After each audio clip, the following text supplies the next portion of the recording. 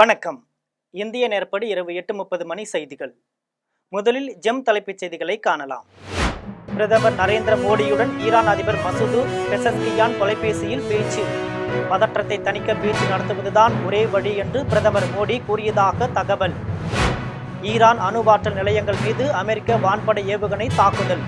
பன்னாட்டு விதிகளை மீறி தாக்குதல் நடத்தியுள்ளதாக ஈரான் குற்றச்சாட்டு. பேச்சு நடத்த அழைப்பு விடுத்துக் கொண்டே அணுவாற்றல் நிலையங்கள் மீது தாக்குதல். நம்பிக்கை துரோகம் செய்துவிட்டதாக அமெரிக்கா மீது ஈரான் பரபரப்பு குற்றச்சாட்டு. சத்தீஸ்கர் மாநிலம் ராய்ப்பூரில் 350 கோடி ரூபாய் மதிப்பீட்டில் தேசிய தடய அறிவியல் பல்கலைக்கழக வளாகம். அடிக்கல் நாட்டி கட்டுமான பணிகளை தொடங்கி வைத்தார் மத்திய உள்துறை அமைச்சர் அமித்ஷா. மதுரையில் நடைபெறும் முருக பக்தர்கள் மாநாட்டில் லட்சக்கணக்கானோர் திரண்டதால் விழா கோலம். பாஜக தலைவர்களும் அதிமுகவின் முன்னாள் அமைச்சர்களும் ஒன்றாக பங்கேற்பு. லட்சக்கணக்கானோர் ஒரே நேரத்தில் கந்த சஷ்டி கவசம் பாடி சாதனை படைக்க ஏற்பாடு. முதலமைச்சர் ஸ்டாலினின் மனைவி துர்காவும் பங்கேற்கும்படி மத்திய அமைச்சர் முருகன் வேண்டுகோள். சாத்தான்குளத்தில் தந்தையும் மகனும் காவல்துறையினரால் அடித்து துன்புறுத்தி கொல்லப்பட்ட வழக்கு. 5 ஆண்டுகள் ஆகியும் நீதி வழங்காதது வேதனை அளிப்பதாக பாதிக்கப்பட்ட குடும்பத்தினர் வருத்தம். இனி விரிவான செய்திகளை காணலாம். ஈரான் அதிபர் மசூது பெசஸ்கியான் இந்திய பிரதமர் நரேந்திர மோடியுடன் தொலைபேசியில் பேசி ஈரானில் நிலவும் சூழல் குறித்து விளக்கியுள்ளார். ஈரான், இஸ்ரேல் ஆகிய இரு நாடுகளும் ஒன்றன் மீது ஒன்று தாக்குதல் நடத்தி வருகின்றன. இராணுவ நிலைகள், எரிபொருள் நிலையங்கள், ஆயுத கிடங்குகள், படை தளவாட உற்பத்தி ஆலைகள் ஆகியவற்றின் மீது தாக்குதல் நடத்தப்பட்டு வருகிறது. இன்று காலையில் ஈரானில் 3 இடங்களில் உள்ள அணு ஆற்றல் நிலையங்கள் மீது அமெரிக்கா ஏவுகணையை தாக்குதல் நடத்தியுள்ளது. இந்த நிலையில் ஈரான் அதிபர் மசூது பெசஸ்கியான் இந்திய பிரதமர் நரேந்திர மோடியுடன் தொலைபேசியில் தொடர்பு கொண்டு பேசியுள்ளார். 3/4 மணி நேரம் நீடித்த இந்த பேச்சில் ஈரானில் நிலவும் சூழல் குறித்து அவர் விளக்கியுள்ளார். மண்டல அமைதி, பாதுகாப்பு, நிலைத்தன்மை ஆகியவற்றுக்கு பாடுபடுவதில் இந்தியா நண்பனும் கூட்டாளியும் ஆகும் என்று அப்போது ஈரான் அதிபர் தெரிவித்துள்ளார். போர் பதற்றத்தை தணிக்க பேச்சு நடத்தவும் ராஜதந்திர முயற்சிகளை மேற்கொள்ளவும் வேண்டும் என்கிற இந்தியாவின் நிலைப்பாட்டுக்கு பிரதமர் நரேந்திர மோடி ஈரான் அதிபர் நன்றி தெரிவித்துக் கொண்டார். மண்டலத்தில் அமைதியையும் நிலைத்தன்மையையும் மீட்டுக் கொண்டு வருவதில் இந்தியாவின் குரலும் பங்கு முதன்மையானவை என்று ஈரான் அதிபர் கூறியுள்ளார். ஈரான் அதிபருடன் தொலைபேசியில் பேசியது பற்றி தனது ட்விட்டர் பக்கத்தில் பிரதமர் நரேந்திர மோடி ஈரானில் நிலவும் சூழல் குறித்து விரிவாக விவாதித்ததாக குறிப்பிட்டுள்ளார். ஈரானில் பதற்றம் அதிகரித்துள்ளது பற்றி தனது ஆழ்ந்த கவலையை தெரிவித்ததாகவும் குறிப்பிட்டுள்ளார். மண்டலத்தில் அமைதியையும் நிலைத்தன்மையையும் கொண்டு வருவதற்கு, பதற்றத்தை தணிப்பதற்கும் பேச்சு நடத்துவதுதான் ஒரே வழி என்று தான் கூறியதாகவும் பிரதமர் மோடி குறிப்பிட்டுள்ளார். ஈரானில் 3 இடங்களில் அணுவாற்றல் நிலையங்கள் மீது அமெரிக்கா வான்படை குண்டு வீசி தாக்குதல் நடத்தியுள்ளது. போர்ட்டோ, இஸ்பகான், நட்டான்ஸ் ஆகிய இடங்களில் உள்ள அணுவாற்றல் நிலையங்கள் மீது அமெரிக்க வான்படை குண்டு வீசி தாக்குதல் நடத்தியுள்ளது. ஈரான் அணுவாற்றல் அமைப்பு உறுதிப்படுத்தியுள்ளது. இந்த தாக்குதல் பன்னாட்டு அணுவாற்றல் முகமையின் விதிகளுக்கு புறம்பான செயலாகும் என்று ஈரான் கூறியுள்ளது. நாட்டின் தொழில் வளர்ச்சிக்கான அணுவாற்றல் புரட்சியை இத்தகைய தாக்குதல்களால் தடுத்து நிறுத்திவிட முடியாது என்றும் தெரிவித்துள்ளது. ஈரானில் உள்ள அணுவாற்றல் நிலையங்கள் மீது அமெரிக்க வான்படை குண்டு வீசி தாக்கியுள்ளதற்கு ஐக்கிய நாடுகள் சபைக்கான ஈரான் தூதர் கண்டனம் தெரிவித்துள்ளது. இது குறித்து ஐக்கிய நாடுகள் பாதுகாப்பு சபையில் ஈரான் சார்பில் ஒரு கடிதம் வழங்கப்பட்டுள்ளது. அதில் ஈரான் மீதான அமெரிக்காவின் குண்டு வீசி தாக்குதல் சட்டவிரோதமானது என்றும் ஈவு இரக்கமற்றது என்றும் குறிப்பிடப்பட்டுள்ளது. ஈரானின் அணுவாற்றல் நிலையங்கள் மீது அமெரிக்க வான்படை குண்டு வீசி தாக்கியுள்ளதற்கு ஐதராபாத் நாடாளுமன்ற உறுப்பினர் அசாசுதீன் ஓவைசி கண்டனம் தெரிவித்துள்ளார். இதனிடையே ஈரானின் மேற்கு பகுதியில் உள்ள இராணுவ நிலைகள் மீது ஏவுகணை மூலம் தாக்குதல் நடத்தியுள்ளதாக இஸ்ரேல் ராணுவம் தெரிவித்துள்ளது. இஸ்ரேல் மீது ஏவுகணைகள் ஏவ பயன்படுத்தும் ஏவுதளங்களையும் தாக்கி அழித்ததாக அது கூறியுள்ளது. ஈரானில் தாக்குதலுக்கு உள்ளான அணுவாற்றல் நிலையங்களில் கதிர்வீச்சின் அளவு அதிகரிக்கவில்லை என்றும் நிலைமையை தொடர்ந்து மதிப்பிட்டு வருவதாகவும் பன்னாட்டு அணுவாற்றல் முகமை கூறியுள்ளது. அணுவாற்றல் உடன்பாடு குறித்து பேச்சு நடத்த அழைப்பு விடுத்துக் கொண்டே அணுவாற்றல் நிலையங்கள் மீது தாக்குதல் நடத்தி அமெரிக்கா நம்ப வைத்து கழுத்தறுத்து விட்டதாக ஈரான் குற்றம் சாட்டியுள்ளது. ஈரானில் போர்ட்டோ, இஸ்பகான், நட்டான்ஸ் ஆகிய இடங்களில் உள்ள அணுவாற்றல் நிலையங்கள் மீது அமெரிக்கா ஏவுகணைகள் மூலம் தாக்குதல் நடத்தி அவற்றை அழித்துள்ளது. இதன் மூலம் ஈரான், இஸ்ரேல் இடையேயான போரில் இஸ்ரேலின் பக்கம் அமெரிக்காவும் கூட்டு சேர்ந்து உள்ளது. தாக்குதலுக்கு பின் அமெரிக்க அதிபர் டொனால்டு ட்ரம்ப் விடுத்துள்ள செய்தியில், மேற்காசியாவில் மீண்டும் அமைதியை ஏற்படுத்த ஈரான் முயன்று வர வேண்டும் என்றும், இல்லாவிட்டால் இதைவிட பெரிய தாக்குதல்களை எதிர்கொள்ள வேண்டியிருக்கும் என்றும் எச்சரித்துள்ளார். இதற்கு பதில் அளித்துள்ள ஈரான் அரசு அணுவாற்றல் உடன்பாடு குறித்து பேச்சு நடத்த அழைப்பு விடுத்துக் கொண்டே அணுவாற்றல் நிலையங்கள் மீது தாக்குதல் நடத்தி அமெரிக்கா நம்ப வைத்து கழுத்தறுத்து விட்டதாக கூறி குற்றம் சாட்டியுள்ளது. ஈரானில் அணுவாற்றல் நிலைகள் மீது அமெரிக்கா நடத்திய தாக்குதலில் குறிப்பிடத்தக்க அழிவு ஏற்பட்டுள்ளதாகவும் இது குறித்த முழு விவரங்கள் இன்னும் வெளிவரவில்லை என்றும் இஸ்ரேல் அதிபர் ஐசக் ஹெர்ட்சோக் தெரிவித்துள்ளார். சத்தீஸ்கர் மாநிலம் ராய்ப்பூரில் 350 கோடி ரூபாய் மதிப்பீட்டில் தேசிய தட அறிவியல் பல்கலைக்கழகம் அமைப்பதற்கு மத்திய உள்துறை அமைச்சர் அமித்ஷா அடிக்கல் நாட்டியுள்ளார். சத்தீஸ்கர் மாநிலம் ராய்ப்பூரில் 40 ஏக்கர் பரப்பளவில் தேசிய தடய அறிவியல் பல்கலைக்கழகத்தின் வளாகம் அமைக்கப்பட உள்ளது. குற்ற வழக்குகளில் அறிவியல் முறையான புலனாய்வை மேம்படுத்தவும் நீதி வழங்கலை விரைவுபடுத்தவும் இது உதவும் என தெரிவிக்கப்பட்டுள்ளது. இன்று நடைபெற்ற விழாவில் மத்திய உள்துறை அமைச்சர் அமித்ஷா கலந்து கொண்டு பல்கலைக்கழகத்திற்கு அடிக்கல் நாட்டினார். தடய அறிவியல் ஆய்வகம் கட்டும் பணியையும் அவர் பூமி பூஜை செய்து தொடங்கி வைத்தார். இந்த விழாவில் சத்தீஸ்கர் முதலமைச்சர் விஷ்ணு தேவ் சாய் கலந்து கொண்டார். மதுரையில் நடைபெறும் முருக பக்தர்கள் மாநாட்டில் லட்சக்கணக்கானோர் திரண்டுள்ள நிலையில் பாஜக தலைவர்களும் அதனுடன் கூட்டணியில் உள்ள அதிமுகவின் முன்னாள் அமைச்சர்களும் பங்கேற்றுள்ளனர். தமிழ் கடவுள் முருகனின் பெருமையை உலகுக்கு தெரிவிக்கும் வகையில் மதுரையில் பாஜக இந்து முன்னணி ஆகியவற்றின் சார்பில் முருக பக்தர்கள் மாநாடு ஏற்பாடு செய்யப்பட்டுள்ளது. இந்த மாநாட்டிற்கு வருவோர் கண்டுகளிப்பதற்காக மதுரை பாண்டிக்கோவில் உள்ள திடலில் அறுபடை வீடுகளின் கோவில்கள் வரிசையாக அமைக்கப்பட்டுள்ளன. மேடை அரங்கம் என மொத்தம் 8 லட்சம் சதுர அடி பரப்பில் அமைக்கப்பட்டுள்ள அரங்கில் லட்சக்கணக்கானோர் குவிந்துள்ளனர்.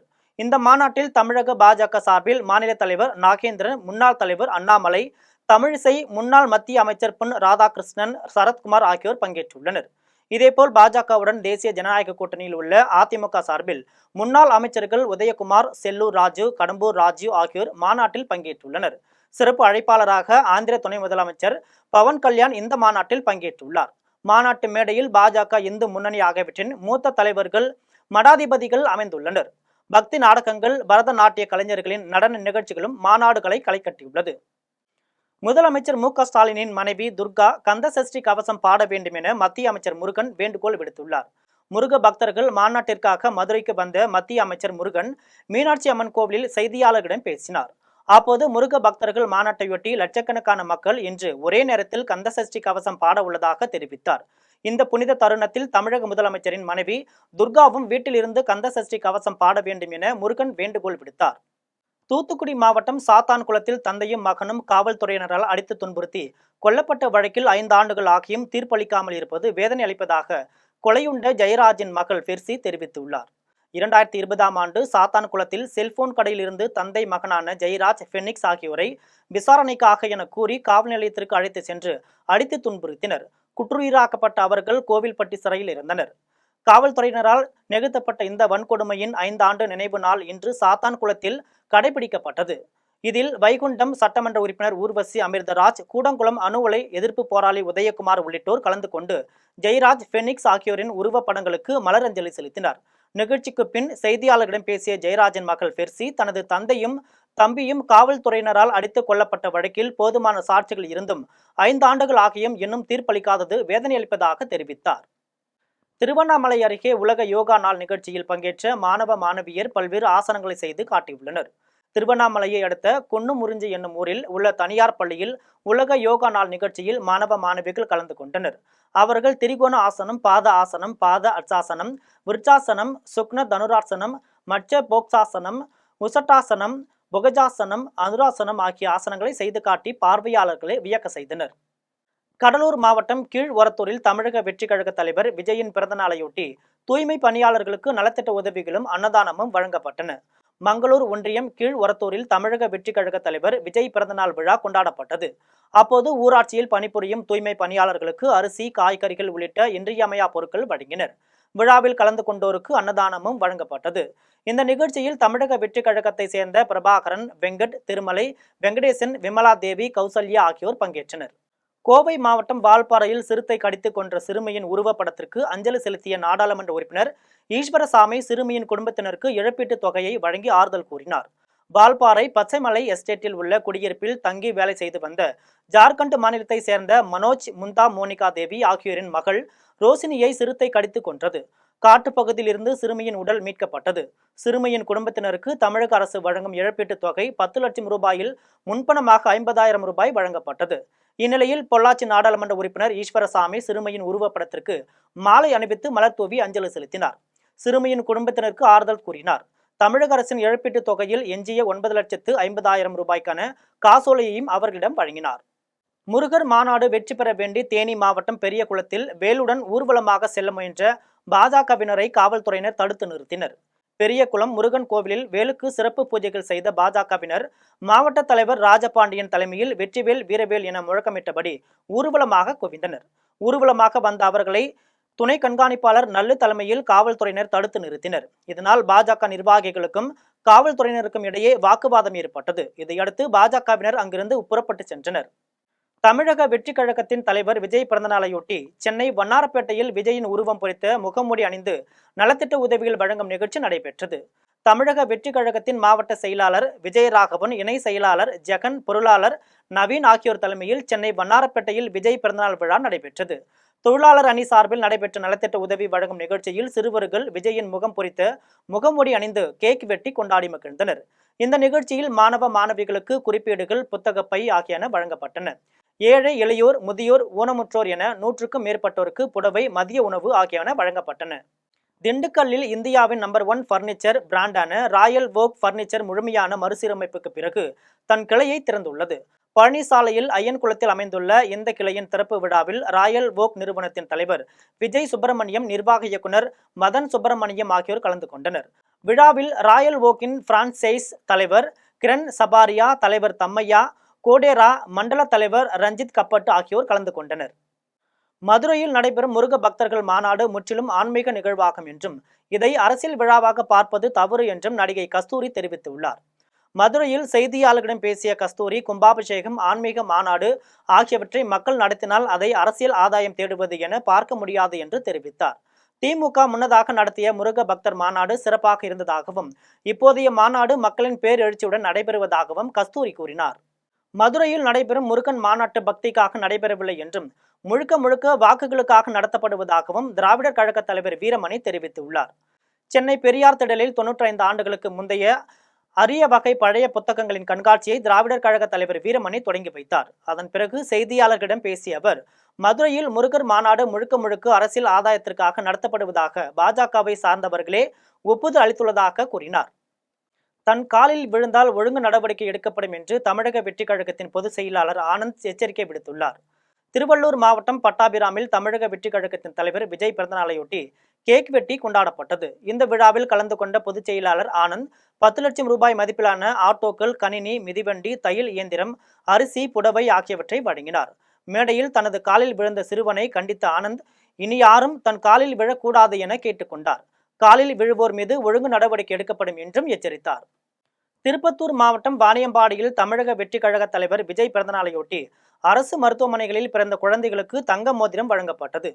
வாணியம்பாடி தமிழக வெற்றி கழக நகர செயலாளர்கள் அபிஷேக், வெங்கடேஷ் ஆகியோர் தலைமையில் நடைபெற்ற விழாவில் மாவட்ட செயலாளர் நவீன்குமார் கலந்து கொண்டு குழந்தைகளுக்கு தங்க மோதிரங்களையும் பரிசு பொருட்களையும் வழங்கினார். பின்னர் வாணியம்பாடி பேருந்து நிலையத்தில் 51 கிலோ எடையுள்ள கேக் வெட்டி கொண்டாடினார். அதைத் தொடர்ந்து 2026இல் தமிழக வெற்றி கழக தலைவர் விஜய் முதலமைச்சர் ஆக வேண்டி ஆதிபராசக்தி கோவிலில் சிறப்பு வழிபாடு நடத்தினர். இதில் கட்சி தொண்டர்கள் ஏராளமானோர் கலந்து கொண்டனர். திருவண்ணாமலை மாவட்டம் கீழ்பெண்ணாத்தூரில் திமுக சார்பில் வாக்குச்சாவடி முகவர் கூட்டமும் உறுப்பினர் சேர்க்கை ஆலோசனை கூட்டமும் நடைபெற்றுள்ளது. கீழ்பெண்ணாத்தூர் தொகுதி பொறுப்பாளர் மணிமாறன் தலைமையில் நடைபெற்ற கூட்டத்தில் சட்டப்பேரவை துணைத் தலைவர் பிச்சாண்டி கலந்து கொண்டார். வரும் சட்டப்பேரவை தேர்தலில் திமுக மீண்டும் வெற்றி பெற்று ஆட்சி அமைப்பதற்கு தொண்டர்கள் தீவிரமாக தேர்தல் பணியாற்ற வேண்டும் என்று அவர் கேட்டுக்கொண்டார். இந்த கூட்டத்தில் நகர திமுக செயலாளர் அன்பு, பேரூராட்சி தலைவர் சரவணன், முன்னாள் பேரூராட்சி தலைவர் பன்னீர்செல்வம், பேரூராட்சி துணைத் தலைவர் தமிழரசி, பேரூராட்சி உறுப்பினர்கள் ஆகியோர் கலந்து கொண்டனர். புதுக்கோட்டை மாவட்டம் கந்தர்வக்கோட்டையில் தமிழக வெற்றி கழகத்தின் தலைவர் விஜய் பிறந்தநாள் விழாவில் பெண்களுக்கு தையல் இயந்திரங்கள் வழங்கப்பட்டன. கந்தர்வக்கோட்டையில் விஜய் பிறந்தநாள் விழாவையொட்டி தமிழக வெற்றி கழகத்தின் மாவட்ட செயலாளர் பர்வேஸ் 60 அடி உயரம் கொண்ட கொடிமரத்தில் கொடியேறி இனிப்புகள் வழங்கினார். 1 லட்சம் ரூபாய் மதிப்பிலான தையல் இயந்திரங்களையும் அவர் வழங்கினார். விழாவில் பங்கேற்ற 2000 பேருக்கு பிரியாணி வழங்கினார். சுற்றுச்சூழலை காக்கும் வகையில் பொதுமக்களுக்கு மரக்கன்றுகளையும் வழங்கினார். இந்த நிகழ்ச்சியில் தமிழக வெற்றி கழகத்தின் நிர்வாகிகள், தொண்டர்கள் மற்றும் பொதுமக்கள் ஏராளமானோர் கலந்து கொண்டனர். தமிழக வெற்றி கழகத்தின் தலைவர் விஜய் பிறந்தநாளையொட்டி ஆவடி, பருத்திப்பட்டில் இரத்த தான முகாம், கண் சிகிச்சை முகாம் ஆகியன நடைபெற்றன. சென்னை அருகே ஆவடி, பருத்திப்பட்டில் தமிழக வெற்றி கழகம் திருவள்ளூர் மாவட்ட செயலாளர் மணிகண்டன் தலைமையில் பிரவீன், ஜெயராஜ் ஆகியோர் ஏற்பாட்டில் இரத்த தான முகாமும் கண் பரிசோதனை முகாமும் நடைபெற்றன. இதில் ரத்தம் கொடுத்தவர்களுக்கு சான்றிதழ்களை மாவட்ட செயலாளர் மணிகண்டன் வழங்கினார். முகாமுக்கு வந்த 500 பேருக்கு உணவு வழங்கப்பட்டது. இந்த நிகழ்ச்சியில் தமிழக வெற்றி கழக பொறுப்பாளர்கள் ஸ்ரீதேவி, லோகேஷ், தேவி, மதியழகன், சுதர்சன், யுவராஜ், சசிதரன், முரளி ஆகியோர் கலந்து கொண்டனர். கோவையில் மான்செஸ்டர் கென்னல் கிளப் சார்பில் நடைபெற்ற நாய் கண்காட்சியில் பல்வேறு வகை நாய்களின் அணிவகுப்பு பார்வையாளர்களை பெரிதும் கவர்ந்தது. கோவை நவ இந்தியாவின் உள்ள இந்துஸ்தான் கல்லூரி வளாகத்தில் நாய்கள் கண்காட்சி நடைபெற்றது. இந்த கண்காட்சியில் தமிழ்நாட்டு இனங்களான ராஜபாளையம், சிப்பிப்பாறை, கன்னி, கோம்பை நாய்களும், German shepherd, great Dane, boxer, bulldog உள்ளிட்ட வெளிநாட்டு வகை நாய்களும் கலந்து கொண்டன. வயது, உடல் அமைப்பு, உயரம், எடை, ஓடும் வேகம் ஆகியவற்றின் அடிப்படையில் சிறந்த நாய்கள் தேர்வு செய்யப்படும் பரிசு சான்றிதழ்களும் வழங்கப்பட்டன. அழிந்து வரும் நாய் இனங்களை மீட்கும் முயற்சியாகவும் நாய்கள் வளர்க்கும் ஆர்வத்தை பொதுமக்களிடம் ஏற்படுத்தும் வகையிலும் நாய் கண்காட்சி நடத்தப்பட்டதாக நிகழ்ச்சி ஏற்பாட்டாளர்கள் தெரிவித்தனர். இமாச்சலத்தின் பெரும் பகுதிகள், லடாக், ஜம்மு காஷ்மீர், பஞ்சாபின் சில பகுதிகள் ஆகியவற்றுக்கு தென்மேற்கு பருவமழை முன்னேறியுள்ளதாக இந்திய வானிலை ஆய்வுத்துறை தெரிவித்துள்ளது. அடுத்த 2 நாட்களில் ஹரியானா, சண்டிகர், தில்லி, மேற்கு உத்தரப்பிரதேசம், இமாச்சலத்தின் எஞ்சிய பகுதிகளுக்கு பருவமழை முன்னேறும் வாய்ப்புள்ளதாகவும் வானிலை ஆய்வுத்துறை தெரிவித்துள்ளது. குஜராத்தின் போர்பந்தரில் இன்று காலை முதல் கனமழை பெய்து வருகிறது. இதனால் சாலையில் வாகன போக்குவரத்து குறைந்தும் ஆள் நடமாட்டம் இன்றியும் காணப்பட்டது. பஞ்சாப் மாநிலம் அமிர்தசரஸில் இன்று காலை முதல் மிதமான மழை பெய்து வருகிறது. இமாச்சலத்தில் கனமழை பெய்துவதன் காரணமாக அலக்நந்தா ஆற்றின் நீர்மட்டம் உயர்ந்து வருவதால் பொதுமக்கள் ஆற்றில் இறங்க வேண்டாம் என காவல்துறையினர் எச்சரித்துள்ளனர். மத்திய பிரதேசத்தின் குவாலியரில் அடைமழை பெய்து வருவதால் நகரின் தாழ்வான பகுதிகளில் தண்ணீர் தேங்கியுள்ளது. உத்தரப்பிரதேச தலைநகர் லக்னோவில் லேசான மழை பொழிவு இருந்தது.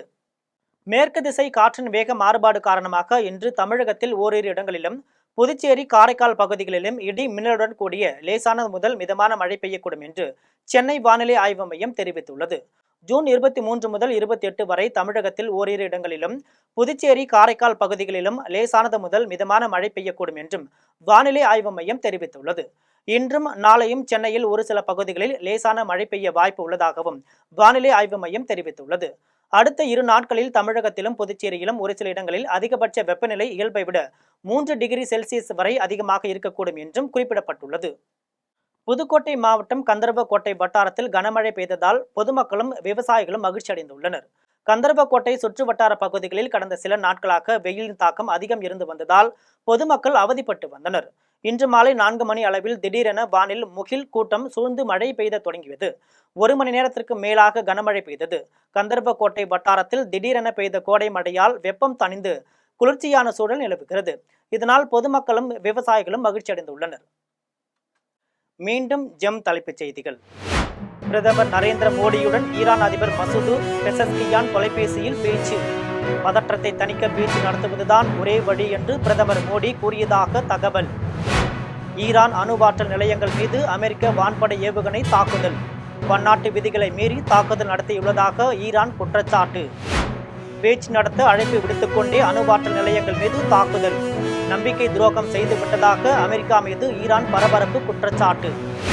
சத்தீஸ்கர் மாநிலம் ராய்ப்பூரில் 350 கோடி ரூபாய் மதிப்பீட்டில் தேசிய தடய அறிவியல் பல்கலைக்கழக வளாகம் அடிக்கல் நாட்டி கட்டுமான பணிகளை தொடங்கி வைத்தார் மத்திய உள்துறை அமைச்சர் அமித்ஷா. மதுரையில் நடைபெறும் முருக பக்தர்கள் மாநாட்டில் லட்சக்கணக்கானோர் திரண்டதால் விழா கோலம். பாஜக தலைவர்களும் அதிமுகவின் முன்னாள் அமைச்சர்களும் ஒன்றாக பங்கேற்பு. லட்சக்கணக்கானோர் ஒரே நேரத்தில் கந்த சஷ்டி கவசம் பாடி சாதனை படைக்க ஏற்பாடு. முதலமைச்சர் ஸ்டாலினின் மனைவி துர்காவும் பங்கேற்கும்படி மத்திய அமைச்சர் முருகன் வேண்டுகோள். சாத்தான்குளத்தில் தந்தையும் மகனும் காவல்துறையினரால் அடித்து துன்புறுத்தி கொல்லப்பட்ட வழக்கு. 5 ஆண்டுகள் ஆகியும் நீதி வழங்காதது வேதனை அளிப்பதாக பாதிக்கப்பட்ட குடும்பத்தினர் வருத்தம். இத்துடன் ஜெம் செய்திகள் நிறைவடைகின்றன. மீண்டும் ஜெம் செய்திகள் நள்ளிரவு 12 மணிக்கு. உடனுக்குடன் செய்திகளை காண GemLive.tv என்ற இணையதளத்தில் இணைந்திருங்கள். நன்றி, வணக்கம்.